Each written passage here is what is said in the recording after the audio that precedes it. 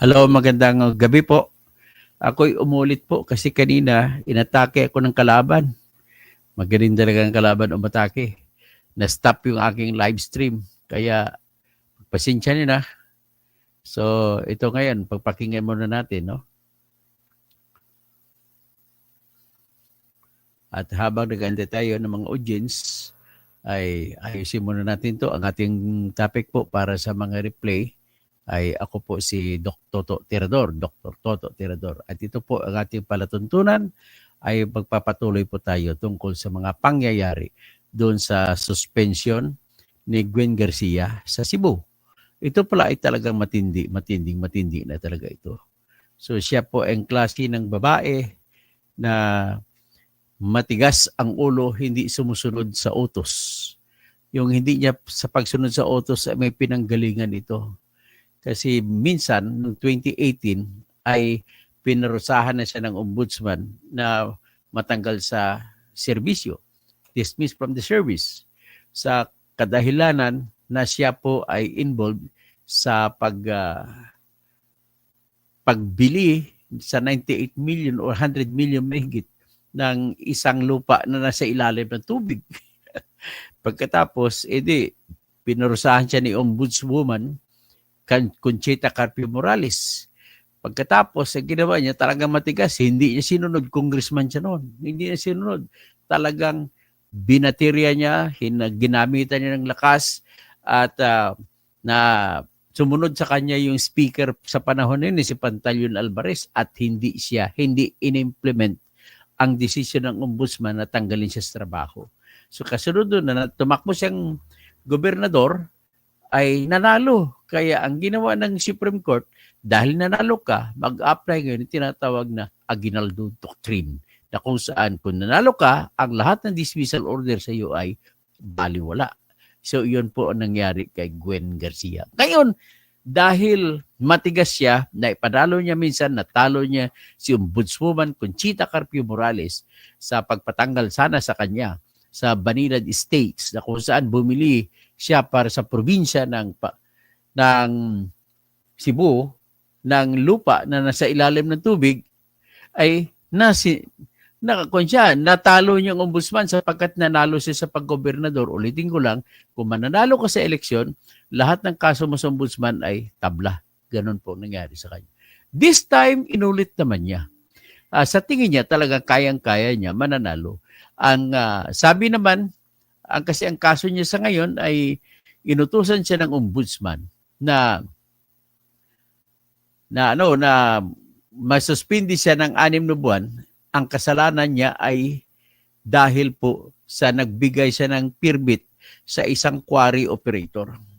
At ang permit ay binigay niya kahit na wala yung mandatory na tinatawag na Environmental Compliance Certificate. Ano po yung Environmental Compliance Certificate? Yun po yung sertifiko na magpapakita na yung pagbibigay mo ng permit ay hindi makakasira sa kalikasan at kapaligiran.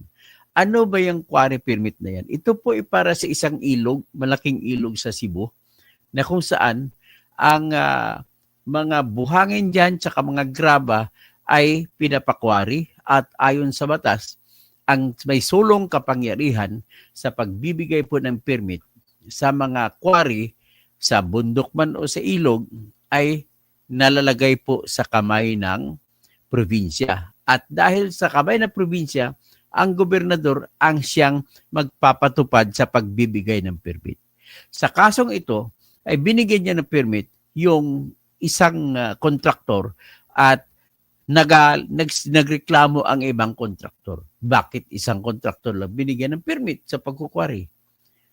Ngayon, ang katwiran ni Gwen Garcia, binigay niya yun sapagkat po kailangan ng probinsya ng Cebu ang tubig at El Nino noon. So bakit? Anong kinalaman ng El Nino? Ay, El Nino walang ulan, di ba? Anong kinalaman ng El Nino sa quarry permit? Ang sabi niya, hindi pala daw quarry permit yun, desiltation project. So ibig sabihin, nilihis niya para masalba niya sarili niya. Sinabi niya na pagtatanggal daw ng mga nakaharang na mga buhangin sa dagat, sa ilog, tanggalin niya para daw malaya na makagalaw ang tubig sa ilog. At kailangan daw yung tubig sa ilog para mag-ipon ng tubig at gagawing tubig inumin ng mga Cebuano diyan sa Cebu. Kaya lang hindi naniniwala ang ombudsman sa kanya at ayon sa mga Graph and Investigator and Prosecution Office ng ombudsman ay talagang binaboy niya yung batas na bago ka pa makapagbigay ng permit, dapat idaan mo muna sa sitwasyon na examinin muna ng maayos kung yun ba ay nakakasira ng kalikasan o hindi. At ang tanging opisina lamang makapagsabi kung nasira ang kalikasan o hindi ay yung tinatawag na AMB, Environmental Management Bureau. So, walang i-permit sa AMB, binigyan niya. Kaya, ayon, inutusan siya na suspendin mo siya ng 6 na buwan sa ilalim ng Republic Act 6770, Article 24, na nagsasabi ng sinumang mga opisyal ng bayan na magkakasala basta kapag ang kasalanan ay isang malaki o heinous, kagaya ng punishable by dismissal, grave misconduct, kailangan at kung hawak pa ng opisyal na yan ang ang mga control para baka man lang mawala mga ebidensya, kailangan suspendin siya. Kung gobernador siya, hawak niya yung mga ebidensya ng permits. Kaya, pinasuspindi mo na siya. So, ngayon, nag-anunsyo siya na hindi siya babaga. Ngayon, ibig sabihin, kinukontra niya na ngayon yung ombudsman kung hindi siya bababa. So, ang ibig sabihin naman yan ay, kung hindi siya bababa, ano ba kaya ang mangyayari? Ito naman si Ombudsman Martires. So, nag-react si Ombudsman Martires. Sabi niya, kung hindi ka susunod sa utos ng ombudsman, ay talagang expected na daw niya. O ito, basahin natin ang sinabi ni Ombudsman Martires. Ipapakita ko sa inyo. Ayan, yan ang sabi ni Ombudsman Martires. Sabi niya, Cebu Governor Garcia defies suspension. Ombudsman says, expected na yan. Kumbaga sa Tagalog, expected na yan. O, ayan si Ombudsman Martires. Sabi niya, the pronouncement of Cebu Governor Gwendolyn Garcia that she will not step down despite the suspension order issued against her did not come as a surprise to Ombudsman Samuel Martires. Garcia was slapped with a 6-month preventive suspension a few days before the polls to pave the way for an investigation into the permit she granted to a construction firm that had no environmental clearance. In connection to this, Martires asserted that the suspension order is valid and that this is not the first time that Garcia defied the rule of law, particularly the one issued by the Ombudsman. It must be recalled that Governor Garcia, who was then a congressman of the 3rd District of Cebu, was charged before the Ombudsman for the purchase sometime in 2008 of a property that was later found to be underwater. Martires said in a statement on Tuesday. Ibig sabihin, dito sa transaction na ito noong 2008, pinalabas ni Governor Gwendolyn Garcia na ang lupa ay lupa. Binili niya. So kung sino man kikita diyan, alam na na pupunta sa bulsa ni Gwendolyn Garcia yon. So ang ibig naman sabihin nito ay, bakit mo ibenta? Tubig naman yon. So yan ang nagiging dahilan kung bakit nagdesisyon si Conchita Carpio Morales ng ombudsman noong January 15, 2018 na tanggalin siya sa pagka-congresswoman. Ngayon, dahil malakas siya kay Digong Duterte at dahil din sa ang speaker noon si Pantaleon Alvarez na bata ni Digong Duterte, hindi pinatupad ng House of Representatives ang utos na tanggalin siya bilang congresswoman sa panahon na yun noong 2018 hanggat sa 2019. So dahil sa desisyon na yan na hindi na-implement, nakapagtakbo ng bilang gobernador si Gwen Garcia at nanalo siya. So nung nanalo siya, in-apply na ngayon ng Supreme Court ang batas na tinatawag na Aguinaldo Doctrine, na kung ikaw ay manalo sa eleksyon, lahat ng kaso mo sa administratibo ay automatic acquitted ka. Yan po ang nangyari. At because of that, hinasanay si Mananguen. Oy, Mananguen, nasanay ka pala. So ngayon, dahil dito, may bagong utos na naman sa bagong skandalo na ginawa niya na namimigay ng kontrata sa pagkakwari, ay ito na naman ngayon. Hindi naman siya bababa. Ibig sabihin po, umaasa siya, hindi siya bababa, upo siya hanggat sa matapos yung June 30 na term niya. At kung matapos ang June 30 na nakaupo pa rin siya, iniisip niya na mas mananalo pa rin siya sa halalan ng pagkagobernador. Yan po inisip niya. Kaya ano po ang iniisip niya? Kung manalo siya sa halalan sa pagkagobernador, hihingi niya ngayon sa ombudsman na i-dismiss ang kaso sapagkat nanalo siya sa pagkagobernador. Baka nagkamali ka? Mga abogado mo nagkakamali, sila ni Attorney Abisado, sa pag-iisip na ma-absolto ka pa rin dahil mananalo ka. No, hindi. Nakarang araw yun. Tinanggal na yun sa Supreme Court. Ang bago na ngayon doktrina, at ito po binago sa kaso ni Junjun Binay, na kung saan pinarusahan si Junjun Binay na matanggal sa serbisyo bilang mayor na Makati at hindi na ginamit yung Aguinaldo Doctrine. Okay? So, ganon ang inang problema, Mrs. Gwen Garcia. Tapos ito si Gwen Garcia ay kumbaga, itong klaseng babae na talagang ginagamitan ng persa-persa. Ang lahat, dinadaan niya sa lakas ang lahat. So kung dinadaan niya sa lakas ang lahat, ang mangyari po nito ay wala na mangyari sa ombudsman. Ano pa klaseng ombudsman? Ano pa klaseng gobyerno tayo kung ang mga nagkakasala ng mga opisyal ng bayan ay hindi man lang matatanggal. Yan po. Ito tingnan mo si Madam, ang tawag siya sa Cebu ng mga Cebuano, wakwak.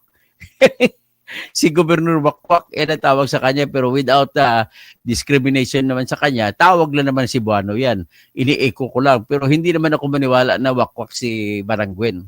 So ito po kaya, ititingnan natin. Hindi ko alam kung bakit wakwak ang tawag sa kanya. Ayan. Hindi ako nagtawag siya ng wakwak, kay ibang tao.